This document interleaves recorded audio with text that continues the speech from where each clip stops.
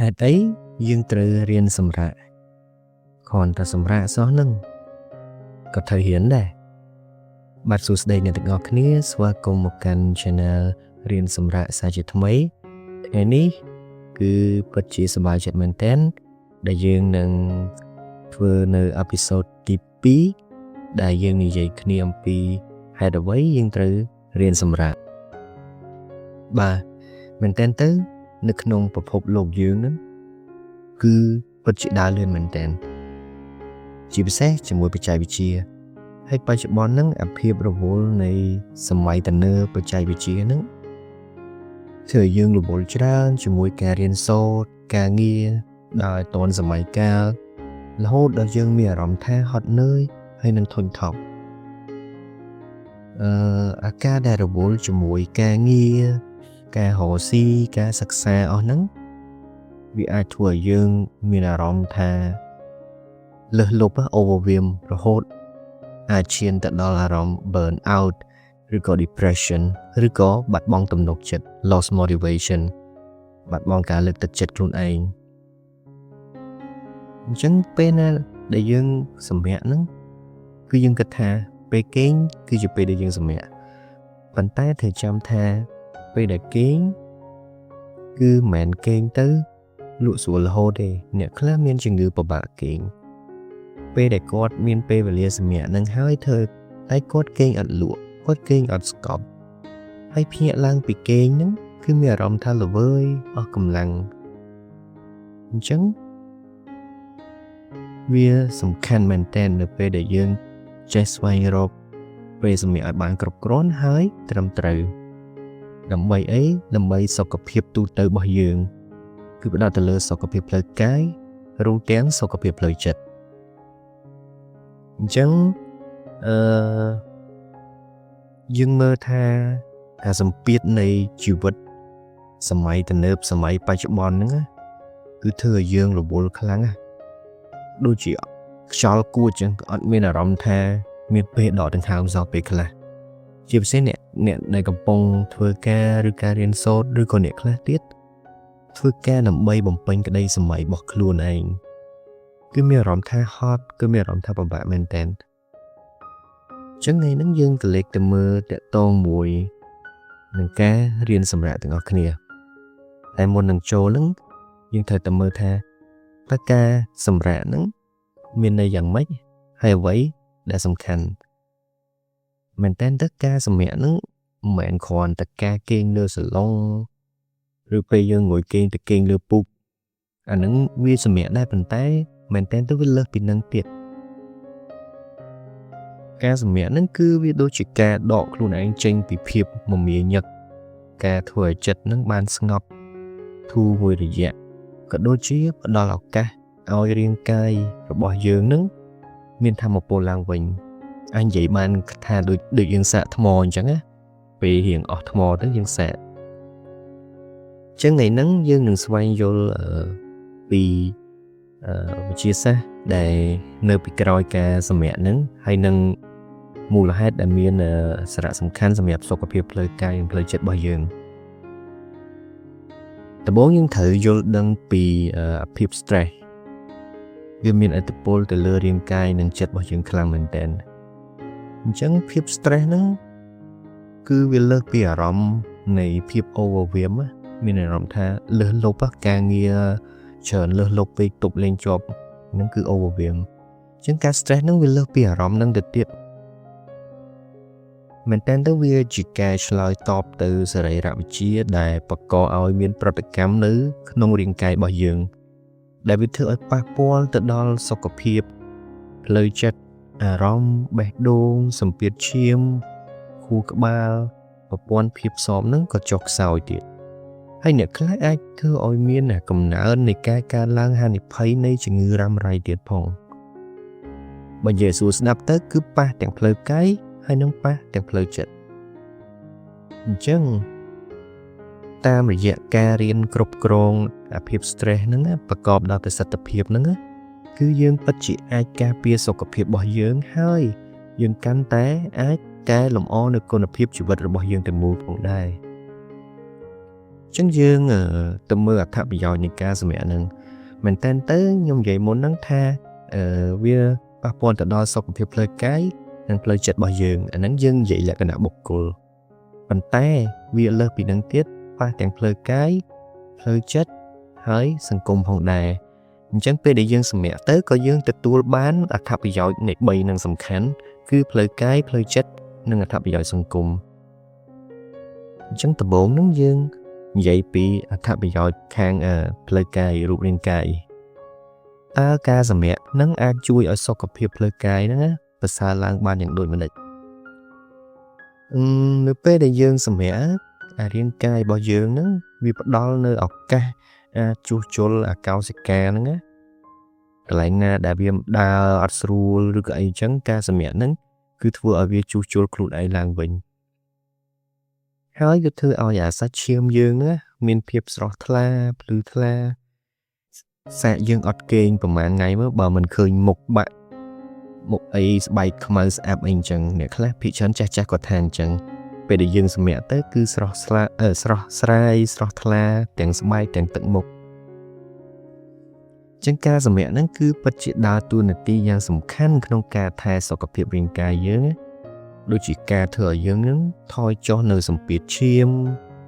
អ្នកខ្លះអ្នកឡើងឈាមអីហ្នឹងអត់មានសម្រាកគ្រប់គ្រាន់អីហ្នឹងអត់បានគេងយប់អត់អង្គុយអីហ្នឹងគឺក៏អាចធ្វើឲ្យឡើងសម្ពាធឈាមដែរអាហ្នឹងបើតាមវិទ្យាសាស្ត្រពេទ្យណាអញ្ចឹងពេលដែលយើងគេងបានគ្រប់គ្រាន់ក៏ធ្វើឲ្យចុះសម្ពាធឈាមបង្កើននៅមុខងារប្រព័ន្ធភាពស៊ាំយើងឲ្យរឹងមាំផងដែរចុះសម្រាប់ផ្លូវចិត្តវិញការសម្រាកហ្នឹងវាពិតជាសំខាន់ខ្លាំងមែនទែនការសម្រាកហ្នឹងគឺវាផ្ដល់ឱកាសឲ្យអាខួរក្បាលរបស់យើងណាឲ្យសតិរបស់យើងអារម្មណ៍របស់យើងហ្នឹងគឺវាស្រាលគឺវាស្រាក់ស្រានជាមួយនឹងការងារដែលយើងរវល់ជាច្រើនកន្លងមកតាំងពីផឹកដល់យប់ហ្នឹងវាដូចទូរស័ព្ទចឹងយើងប្រើយូរទៅវាអស់ថ្មចឹងយើងបញ្ចូលថ្មវាឡើងវិញយើងអាចនិយាយបានថាគឺបញ្ចូលធម៌ពលឲ្យអារម្មណ៍ឲ្យចិត្តយើងឲ្យខួរក្បាលហើយយើងក៏អាចកែលម្អនៅអាមុខងារនៃការយល់ដឹងណាព្រោះពេលយើងសម្រាកបានគ្រប់គ្រាន់ទៅខួរក្បាលយើងវារៀង reflect ក្នុងការចាប់យកចំណេះដឹងបង្កើននៅការផ្ដោតអារម្មណ៍ការសិក្សាបន្ថែមនៅចំណេះដឹងថ្មីហ្នឹងជាជាងដែលយើងអត់បានសម្រាកហើយទី3ហ្នឹងគឺតកតងជាមួយនឹងអត្ថប្រយោជន៍សង្គមអញ្ចឹងនៅពេលដែលសុខភាពផ្លូវកាយនិងផ្លូវចិត្តយើងល្អប្រសើរហើយណាក៏វាផ្ដល់នូវអត្ថប្រយោជន៍សង្គមមានន័យថាគឺវាបរឹងទំនាក់ទំនងឬការធ្វើការងាររបស់យើងជាមួយនឹងអ្នកដទៃបានល្អផងដែរនៅក្នុងពិភពលោកយើងដែលកំពុងតែដើរទៅមុខយ៉ាងលឿនហ្នឹងណាយើងមិនមែនរស់នៅតែឯងទេគឺយើងរស់នៅជាមួយដែលមានការប្រស័យតាក់ទងឬក៏បំពេញកិច្ចការងាររៀនសូត្រជាមួយមនុស្សជុំវិញខ្លួនជាច្រើនអញ្ចឹងការសម្រាកហ្នឹងណាមិនមែនគ្រាន់តែជាសកម្មភាពតូលដែលយើងធ្វើតែឯងបានផលតែឯងទេគឺវាជាឱកាសមួយដើម្បីធ្វើឲ្យពេលយើងទទួលបានផលល្អពីការសម្រាកហ្នឹងហើយវាធ្វើឲ្យការផ្សារភ្ជាប់ទំនាក់ទំនងជាមួយអ្នកដទៃហ្នឹងកាន់តែល្អប្រសើរជាងនឹងផងដែរសួរថាបើយើងអត់សម្រាកអារម្មណ៍របស់យើងក៏អត់ល្អសុខភាពរបស់យើងក៏អត់ល្អអញ្ចឹងធ្វើឲ្យយើងខកខានឬក៏បាត់បង់ឱកាសក្នុងការផ្សារភ្ជាប់ទំនាក់ទំនងផ្សេងអូខេអញ្ចឹងសរុបមកវិញអត្ថប្រយោជន៍នៃការសម្រាកហ្នឹងគឺផ្ដោតសំខាន់ទៅលើ3ធំទី1គឺសុខភាពផ្លូវកាយសុខភាពផ្លូវចិត្តនិងសុខភាពខាងផ្នែកសង្គមរបស់យើងប៉ុន្តែទោះមិនក៏ដោយក្នុងការសម្រាកហ្នឹងវាអត់ងាយស្រួលរហូតទេគឺវាមានឧបសគ្គមួយចំនួនដែលតែងតែមករារាំងស្ទះនៅការសម្រាករបស់យើងកត្តាទី1នោះសំខាន់បំផុតហ្នឹងគឺពេលវេលាហ្នឹងហ្មងអញ្ចឹងឧបសគ្គមួយដែលនៅក្នុងចំណោមឧបសគ្គទូទៅហ្នឹងសម្រាប់សម្រាកហ្នឹងគឺយើងតែងតែជឿថាឬគិតថាយើងអត់មានពេលវេលាគ្រប់គ្រាន់សម្រាប់វាធ្វើការតាំងពីព្រឹករហូតទៅដល់យប់ញ៉ាំបាយញ៉ាំទឹកលាងចានឬក៏រៀបចំផ្ទះឬបំពេញកិច្ចការងារនឹងសេះសោតផ្សេងដល់ម៉ោងគេងបានថាបានសម្រាកប៉ុន្តែការពិតទៅ Xong bay tại dương coi bật nè sầm mẹ bị bay nè ti phèm nè ti đậm nè ti nắng có ai thua dương mẹ rõm thật thu sral đèn plei cay đèn plei chặt phong đài chẳng nơi cái lạnh thưa cá dương ai xạ bán thưa cá bắt đầu mà mỏng ấy hái dương ai đọ clear đọc nè tí dương ai thưa bài nâng bàn hay tipi nó cứ feel guilty nè mà chân nuốn về để có trăng mền tên á thưa ca phong rồi còn nè khác riêng rồi nè khác cầm pong tài thưa vậy mua đài bằng pin cái đây sầm mày luôn ai nắng á cứ sân thật tha ót hiên sầm mẹ chỉ tới phụ những thị trấn nè đây là vô hưởng ở năng cứ ao tập pena để kênh sầm mẹ dú tay tập mẹ rõm tha ót có bấy chỉ bất cu tại chân ai pel thưa ca nghĩ ấy đại sầm khăn chừng năng chỉ chuyên ca kênh cô tại một bên ca nghe nuôi bàn o tập chập chọc chay tập chập đo cái đây sầm mày bàn tay ca sầm mẹ viêm mền chỉ hưởng đại atma này dùng ấy cái bất vi cứ chỉ phần này đại trăm bệnh mũi này ca thay tóm khuôn anh tại bản năng chứng bà dương ở trong thay khuôn cứ dương nâng chứ ruột bàn dù tê chứng xôm cùng miền ở rộng bạp nâng dương ở đầm atma này dùng mê cứ dương thay tóm sọc cọp hiệp lơi cay nâng lơi chật khuôn anh tại bản năng chấm nách ai tí bay vĩnh cứ ca nhiên tên nâng technology cứ bật chạy vị trí nước nông sầm mày digital bao dương sòng ngày nó bật chạy vị trí cứ ban khai tới chiều qua tầm miền mũi đài sầm khăn mền tên nước nông chịu vật bao dương tận tay cảnh nạp pe đài smartphone hay là computer iPad tablet ấy tận on nó vì mình phim nghi sủa tay biết có ai cho room nông chùm này để thưa dương mình phim tan tấn rồi có stress rồi có overwhelm phòng đài nè rộng tha lơ lục mong á ô tiếp theo pe để dương hot nơi bị càng nghe ca sắc xa chân hái pe nè để dương trong sầm rã bé dương ở phồng vô pe nâng tên sầm rã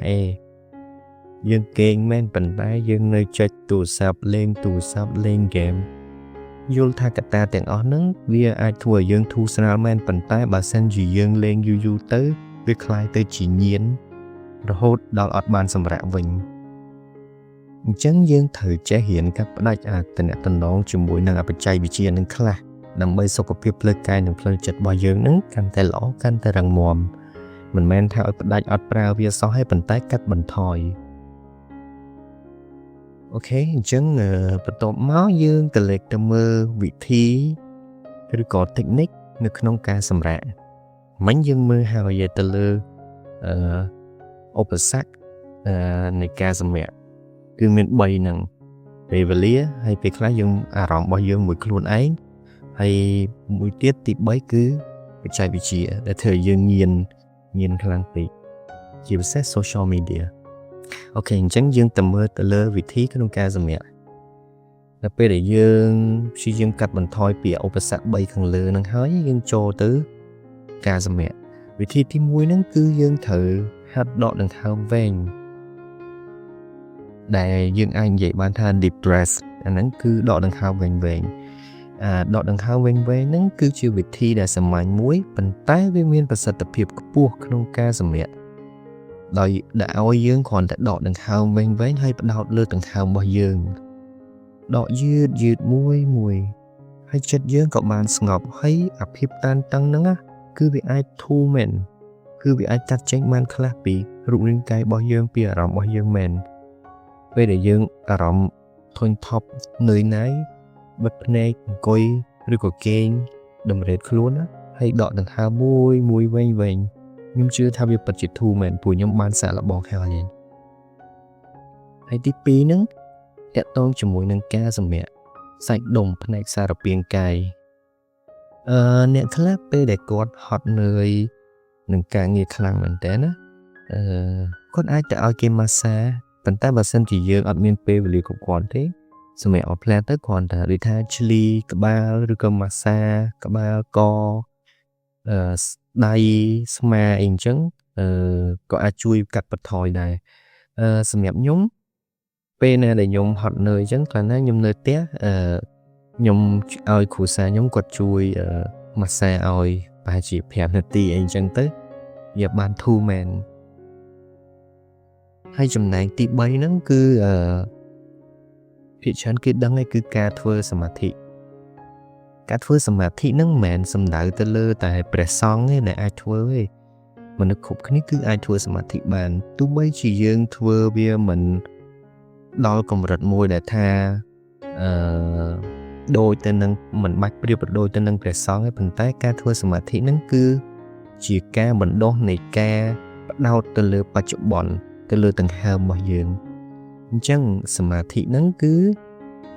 វាអនុញ្ញាតឲ្យយើងហ្នឹងបង្កើននូវការផ្ដោត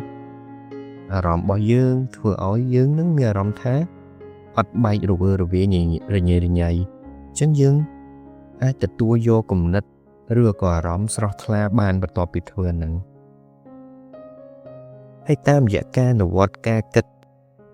ការផ្ដោតអារម្មណ៍ហ្នឹងឲ្យបានទៀងទាត់ហ្នឹងគឺពិតជាកាត់បន្ថយអាភាពតានតឹងនឹងមែនហើយបង្កើនអាការ focus ការផ្ដោតហ្នឹងកាន់តែល្អជាងប្រសើរជាងមុនទៀតគឺវាស្រស់ថ្លាកាលពីខ្ញុំចែករំលែកបទពិសោធន៍ខ្ញុំមួយពេលដែលខ្ញុំនៅធ្វើការងារឲ្យក្រុមហ៊ុនឯកជនមួយនៅក្បែរវត្តលង្កាពេលហ្នឹងមិត្តរួមការងារគាត់បានបបួលខ្ញុំទៅធ្វើសមាធិបន្ទាប់ពីចេញពីធ្វើការងារនៅវត្តលង្កាហ្នឹងហើយខ្ញុំបានទៅម្ដងប៉ុន្តែពេលហ្នឹងខ្ញុំអត់សូវយល់ច្រើនពីការធ្វើសមាធិខ្ញុំអត់ដឹងច្រើនទេគ្រាន់តែខ្ញុំទៅតាមគាត់ហើយធ្វើសមាធិនៅក្នុងពហិលោកពេលដែលខ្ញុំកលេចជុំវិញខ្លួនខ្ញុំឃើញគេធ្វើសមាធិបិទភ្នែកអង្គុយផ្ដោតលើដង្ហើមលើអីអញ្ចឹងដែលអត់ខ្វល់ខ្វាយពីខាងក្រៅទេខ្ញុំក៏សាកល្បងធ្វើតាមពួកគាត់ហើយលទ្ធផលគឺពិតជាអស្ចារ្យមែនទែនពេលដែលខ្ញុំអង្គុយហ្នឹងខ្ញុំបិទភ្នែកខ្ញុំពេនភ្នែនហើយខ្ញុំផ្ដោតទៅលើដង្ហើមចេញចូលរបស់ខ្ញុំហ្នឹងខ្ញុំអត់ផ្ដោតលើអីហ្នឹងគឺពិតជាធ្វើឲ្យខ្ញុំមានអារម្មណ៍ថាស្ងប់ចិត្តខ្លាំងមែនទែនហើយខ្ញុំអត់បានដឹងអីដែលនៅកើតឡើងនៅជុំវិញខ្លួនទេព្រោះខ្ញុំអត់បានផ្ដោតរហូតដល់ពេលខ្ញុំបើកភ្នែកឡើងស្រាប់តែបាត់មនុស្សជុំវិញខ្លួនខ្ញុំអស់គឺពួកគាត់ធ្វើហើយគាត់ក៏ចេញទៅមុនខ្ញុំទាំងខ្ញុំអត់បានដឹងថាគាត់ចេញទៅតាំងពីពេលណាព្រោះអត់បានផ្ដោតទៅលើសម្រាប់ជើងឬក៏ការងើបអីរបស់គាត់តែទាំងយើងអង្គុយនៅក្បែរគ្នានឹងអញ្ចឹងវាពិតជាល្អមែនតើយើងអាចធ្វើបានហើយវាពិតជាអាចជួយឲ្យកាត់បន្ថយអារម្មណ៍តានតឹងនឹងអូខេអញ្ចឹងសម្រាប់ទី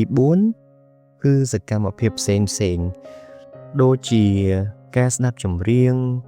ការច្រៀងការលេងឧបករណ៍តន្ត្រីកីឡាឬក៏ការហាត់ប្រាណឬក៏សកម្មភាពផ្សេងមួយទៀតទៅតាមចំណង់ចំណូលចិត្តអ្នកទាំងអស់គ្នា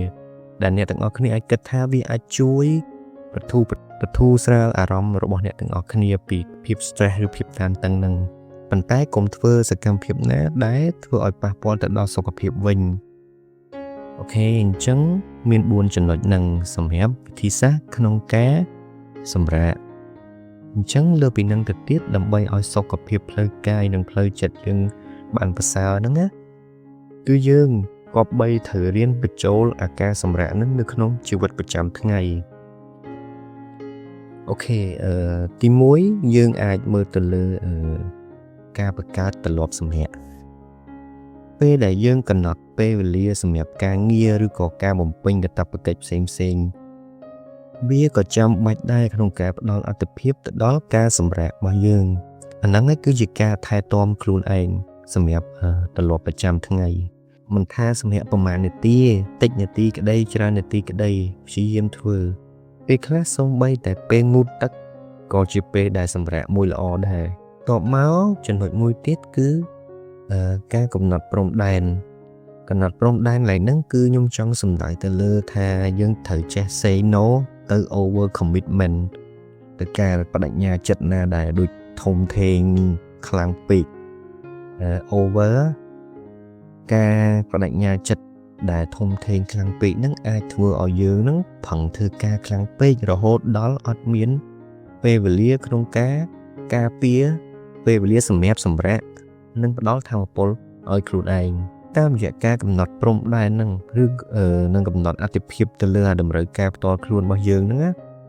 យើងអាចបង្កើតកន្លែងសម្រាប់ដើម្បីការពារការអស់កម្លាំងរបស់យើង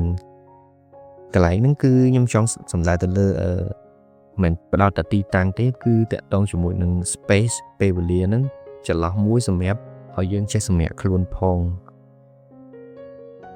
ចូលមកចំណុចទៀតដែលអាចថាចំណុចចុងក្រោយគឺនិយាយមកកន្លងមកហ្នឹងគឺមិនមែនឲ្យតែប្រឹងសម្រាកហើយលេងធ្វើការគឺត្រូវចេះស្វែងរកសមតុល្យដែល